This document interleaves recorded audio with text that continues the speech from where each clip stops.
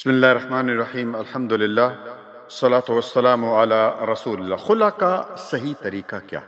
معزز سامعین کرام، اسلام نے کسی کو مجبور نہیں کیا کہ وہ کسی کے ساتھ بندھا رہے۔ شوہر کو بیوی پسند نہیں تو وہ طلاق دے دے، بیوی کو شوہر پسند نہیں تو وہ خلا لے لے۔ اور خلا یہ ہے کہ عورت مطالبہ کرے کہ مجھے تم نے جو حق مہر اور جو کچھ دی ہے وہ واپس لے لو اور مجھے آزاد کر دو، یعنی مجھے فارغ کر دو۔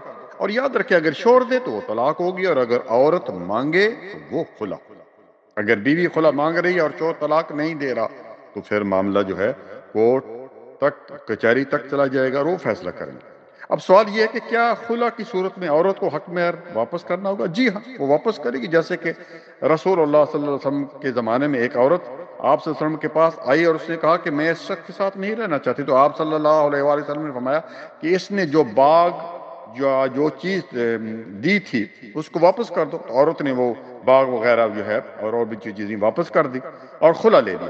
تو اس کو خلا کہتے ہیں کہ گھٹ گھٹ کر مرنے سے علیحدہ ہو جائے، اور خلا کی جو عدت ہے وہ 3 مہینے ہی کرنا افضل ہے جیسے کہ طلاق کی ہے۔ لیکن اگر کوئی 1 مہینہ بھی کر لیتا ہے تو جائز، یعنی مطلب یہ ہے کہ 1 مہینے جائز اور 3 مہینے افضل۔ امید سمجھ گئے ہوں گے۔ جزاک اللہ خیرن، بارک اللہ فیک۔